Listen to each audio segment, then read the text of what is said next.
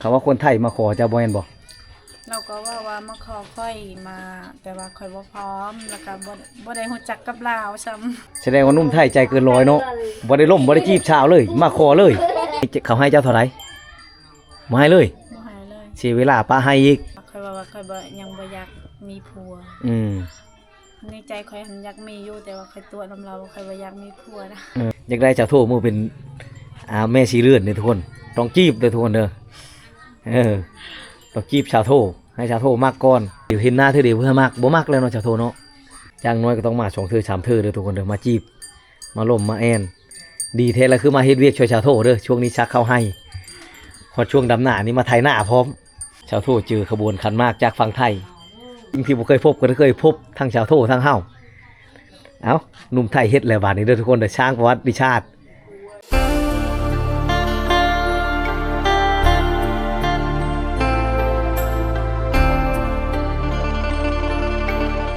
ทักทายสบายดีทุกคนสบายดีกับบรรยากาศยามแรงๆเด้อทุกคนเด้อสำหรับวิดีโอนี้เฮามาอยู่ที่หมู่บ้านแกงอะล่องคือเก่าทุกคนเมืองหนองแขวงชวนาเขต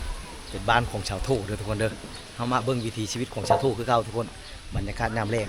พอเฮามาเมื่อวานมื้อชื่อนี่2 มื้อแล้วเฮามาก็ไปกับเข้ามากับเข้าเพื่อนเราแต่บ่เฮ็ดเรานะทุกคนมามื้อนี้ก็มีโอกาสดีทุกคนก็มาแวะเบิ่งน้องอีกแต่บ่ฮู้ว่าเรากลับจะให้จะโชนแล้วหรือยังนะเฮ็ดหยังเจ้าน่ะยังนึ่งข้าวบ่เอาพื้นไว้เอาลมเย็นดีเนาะนี่เนาะตอนแรงๆอย่าพื้นคือนึ่งข้าวนึ่งข้าวตอนแรกเด้อทุกคนเด้อผู้เพื่อนหลังนั้นก็มางพื้นกลงเกรงอยู่นี่เอาแต่ละคนก็ผ้าพื้นครับจะให้จะฉวนมาแล้วก็นึ่งข้าวผู้ใดมีลูกน้อยอยู่เพื่อนก็ลูกน้อยนึ่งท่าเด้อทุกคนเด้อพูดเพื่อนจะโทษทุกคนเอามาเขาเห็นแล้วทุกคนชาวโทษเอาอยู่เหือนได้ทุกเอา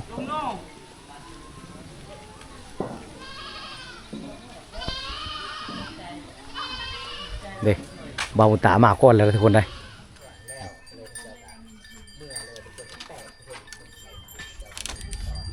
สบายดีชาวโทษสบายดีเฮ็ดยังมาเนี่ยไม่ได้เห็นยังค่ะไม่ได้ยังแต่บ้านเซอร์วิสมาแต่บ้านชาวไปเห็นยังบ้านชาวนะ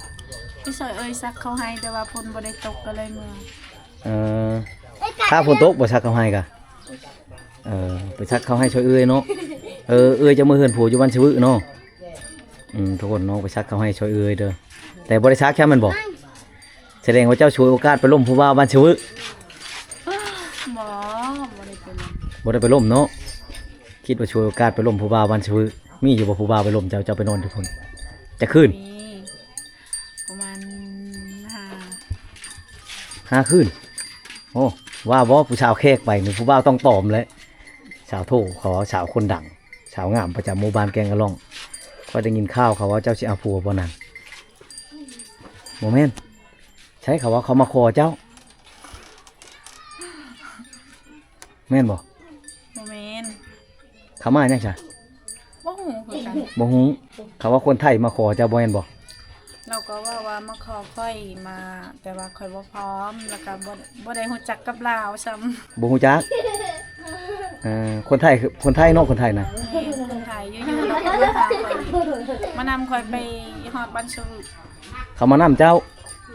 เขามาลิ้นบ่หรือมาขอเจ้าเขาว่านะคันเฮาพร้อมมันมาขอเลยแล้วมาจากคน5 คนมา5 คนมากับหมู่บ่หรือทางทางน้องมีแต่ผู้ชายหมดเขาว่าเขามาขอเลยแต่ว่าเจ้าบ่พร้อมล่มกันโดนบ่ได้เลยเฟซเราก็บ่มีโอ้บ่ได้ล่มกันเลยเฟซก็บ่มีใจลอยเนาะแสดงว่านุ่มไทยใจเกินร้อยเนาะบ่ได้ล่มบ่ได้จีบชาวเลยมาขอเลยมาก็เลยผิดหวังซะ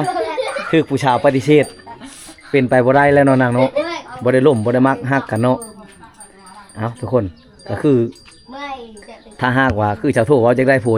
ก็อย่างน้อยก็ต้องล่มกันก่อนเนาะมักฮักกันก่อนถึงมาขอมาแต่งได้เนาะนางเนาะอันนี้คืออยู่เขารู้มาโลดอยู่ก็มาหาข่อยมานำข่อยให้ข่อยเมื่อแต่บ้านสวุไปว่า บอกพ่อแม่ โอ้ ต่อเลย แสดงว่าเขามาหาเจ้าอยู่เฮือนนี้แล้วบ่เห็นเจ้าเขาบอกว่าเจ้าไปบ้านชะวึเขาไปนำอีกโอ้ ไปนำในบ้านสวุลาก็มาเอาไปหากะเมื่อแต่ให้เขามีคนอยู่บ้านสวุเขาจ้างเอามาเอาคอยอยู่ให้คอยก็เลยเมื่อแล้วก็เมื่อฮู้จักแล้วเมื่ออาบน้ำแล้วก็แต่งตัวแล้วก็ไปเบิ่งไปแล้วบ่ฮู้จักแล้วคอยว่าคนนี้บ่เคยฮู้จักเลย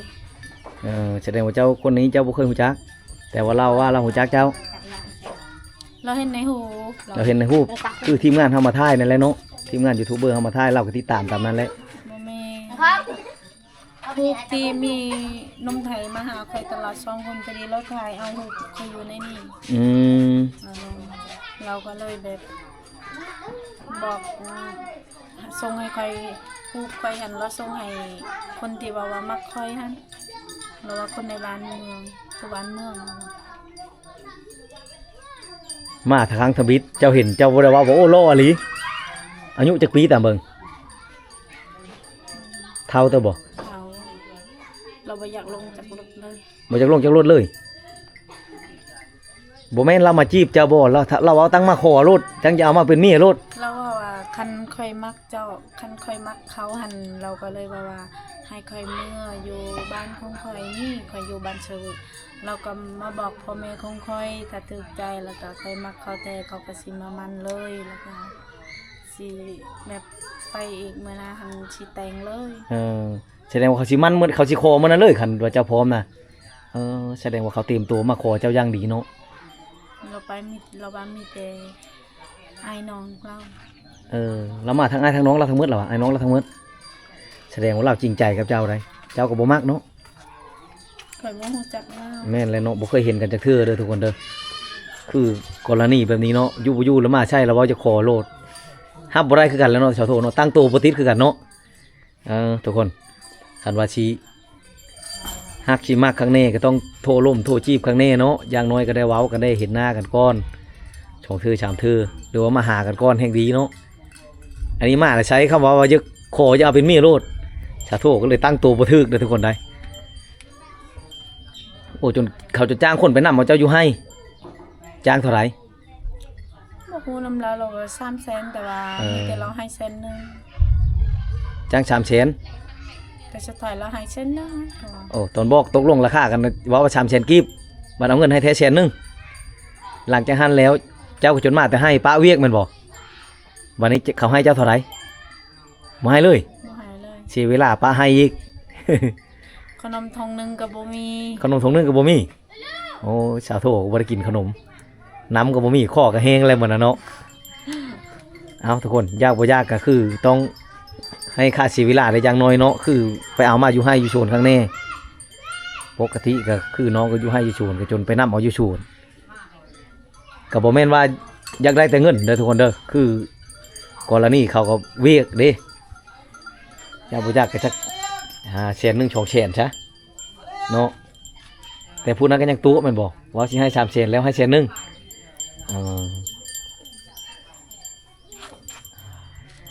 มีหนุ่มไทยมาหาเบิ่งบ่แม่นคนบ่เคยฮู้จักเรียเบิ่งทีมงานผู้พามาก็บ่แม่นผู้ทีมงานยูทูบเบอร์เคยมาถ่ายเนาะคนหน้าไม้ทั้งหมดว่าแล้วก็แสดงว่าเขาไปหาเจ้าอยู่พุ่นแล้วเขาบ่ได้แวะเฮือนเจ้าแม่นบ่หรือว่าเขามาอีบ่ เขามาหาอยู่มันเคยก่อนแต่ว่าบ่เห็นข่อยแล้วว่าข่อยไปบ้านชวุเขาก็เลยไปนำอยู่บ้านชวุ ไปนำอยู่พุ่นหลังจากกลับไปพุ่นบ่ได้แวะเขาเฮือนเจ้าอีก บ่ฮู้คือกัน เจ้าบ่ได้มานำเด้เนาะคือเจ้าปฏิเสธเจ้าว่าในใดเจ้าปฏิเสธน่ะ มีแฟนแล้ว เจ้าว่ามีแฟนแล้วเจ้าก็เลยตัวไปซะบ่มีทางเกที่ดีกว่าหั่นเนาะเจ้าคือบ่ว่าบ่นี่บ่ค่อยบ่มักคนเฒ่าเจ้าว่านะ แล้วก็ข่อยว่าข่อยบ่ยังบ่อยากมีผัว ในใจข่อยหันอยากมีอยู่แต่ว่าข่อยตัวนํเราข่อยบ่อยากมีผัวนะ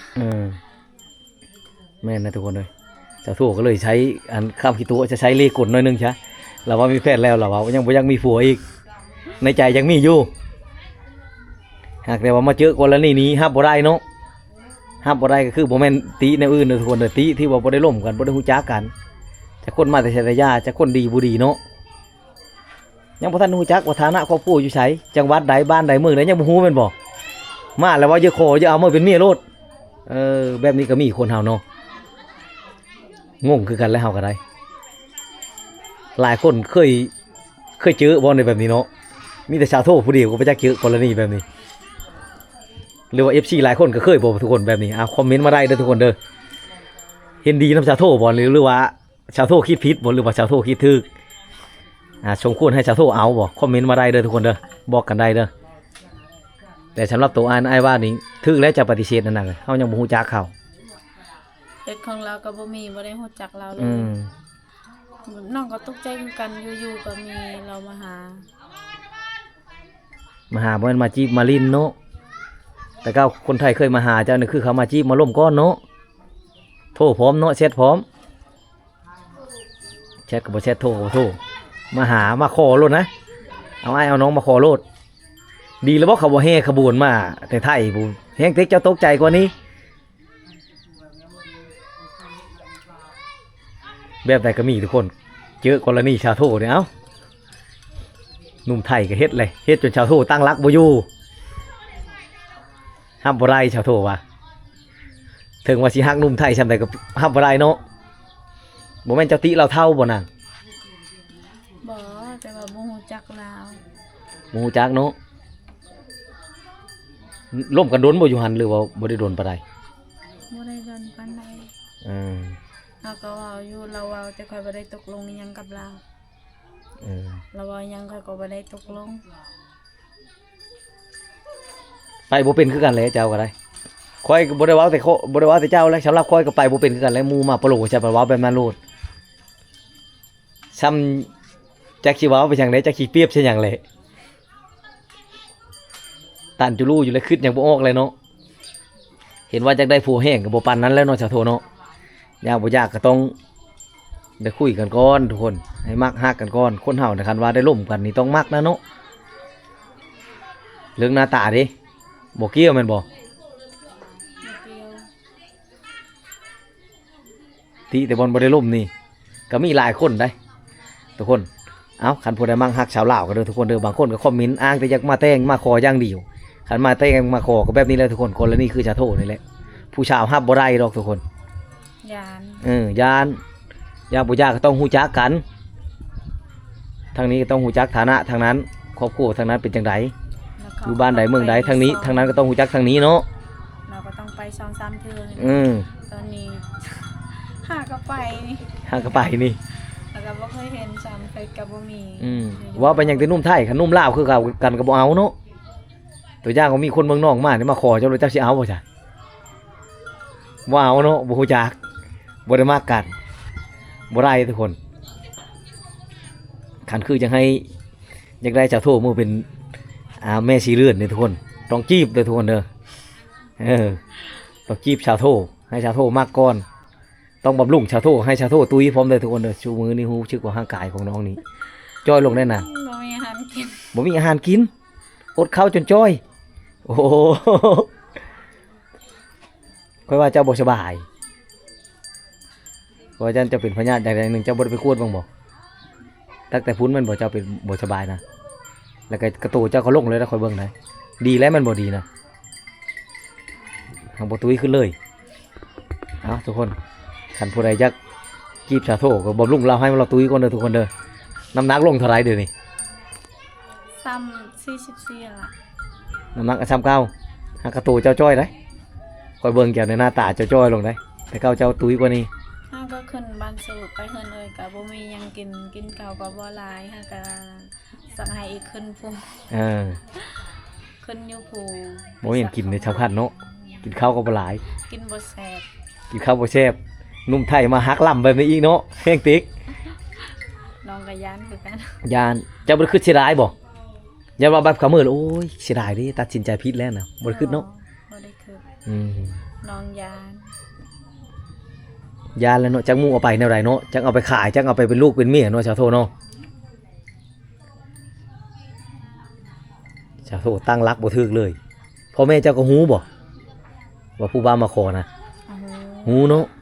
เราบ่ฮู้เราบ่ได้บอกว่ามาขอแต่ว่า มีคนได้ยินว่ามีเขาได้ยินว่าอันมีคนไทยมาขอคอย บัดอีแม่คอยก็ถามคอยเมื่อแล้วก็เลยถามคอยว่าบ่ฮู้กันคอยก็บ่ฮู้จักลาวคอยบ่ได้ประเสริฐว่าฮักกันกับลาวคันเขามักกันคอยมักลาวหันให้คอยเมื่อนั้นเลยแล้วบอกพ่อแม่มาขอ แล้วว่านั้นเป้าหมายแล้วเราจะเอาเจ้ามือมื้อนั้นเลยขันจะมักตกลงเลยเราสิเอาใช้รถตู้แล้วมื้อเลย แต่บ้านสวุกหั่น เจ้าก็เลยบ่มานำเห็นมือเดียวเห็นหน้าเธอเดียวเพื่อมักบ่มักแล้วเนาะเจ้าโทเนาะ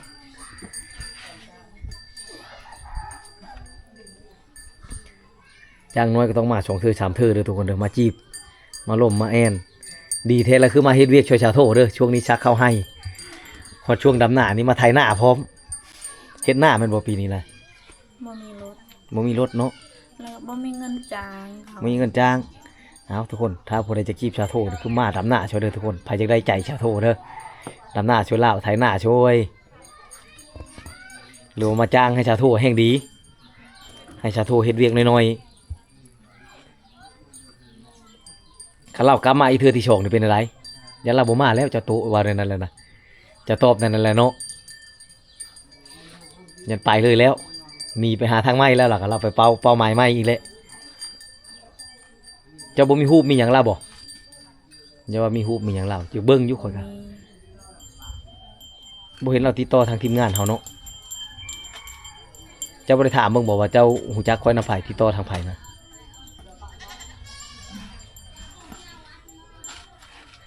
ชาวโทเจอขบวนขันหมากจากฝั่งไทยมาขอ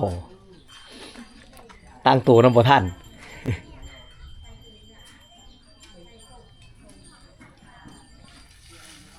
บ่ซันนี่มาหานี่ทีมงานเฮามาหานี่บ่เห็นแล้วชาวโทนี่ชาวโทไปใช้โอ้ยเมื่อน้ำนุ่มไทยแล้วอ่ะเอาผัวอยู่ไทยแล้วโอ้ย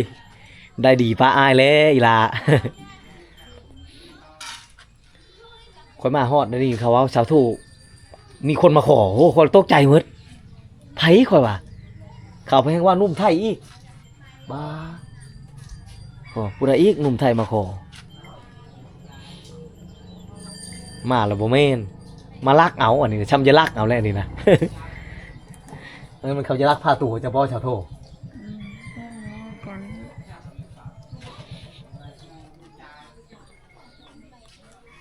มาคือจริงใจเนาะ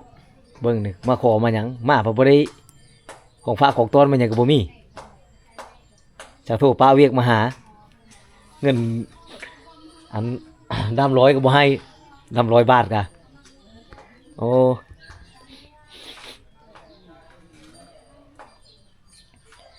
เจอแบบนี้ชาวโทเจ็บหนักเลยคืดหนักเลย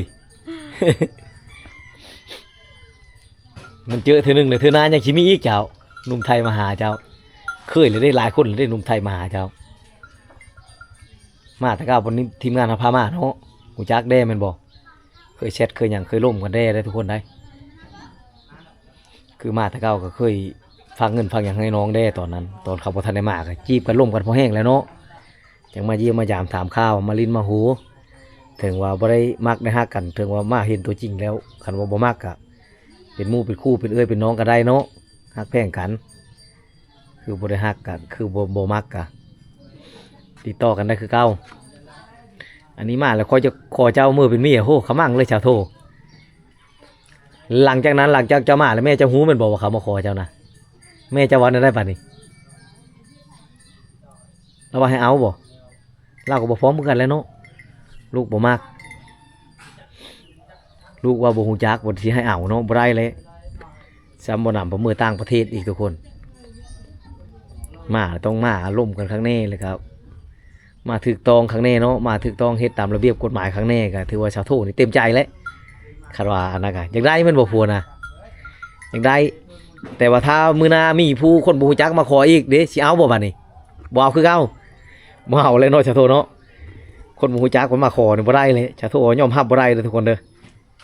บ่ได้ตีในอื่นเด้ตีแต่ว่าเคยจีบก่อนบ่ว่าแต่ผู้หญิงคือเจ้าชาวโทเอ้ยค่อยคือกันตัวอย่างมีผู้เอาผู้ชายมาให้นี่ให้ไปขอหล่นนี่เห็นนี่บ่ได้เด้อย่างบ่อยากต้องมักฮักกันก่อนต้องจีบต้องล่มก่อนฮู้จักนิสัยกันก่อนจักน้อยเนาะ อันนี้ยังบ่ฮู้จักหยังเลยเอาไปจักสิเป็นลักษณะใดเอามามื้อนี้ก็ทุกคนได้เจอเรื่องราว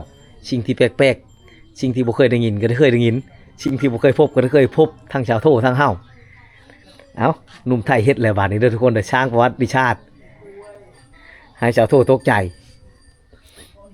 เอาสำหรับวิดีโอนี้ก็ขอจบไปเพียงเท่านี้นะชาวโทสิค่ำแล้วฝนก็จะตกสิเดินทางกลับก่อนไปเข้ามาติดตามมาชม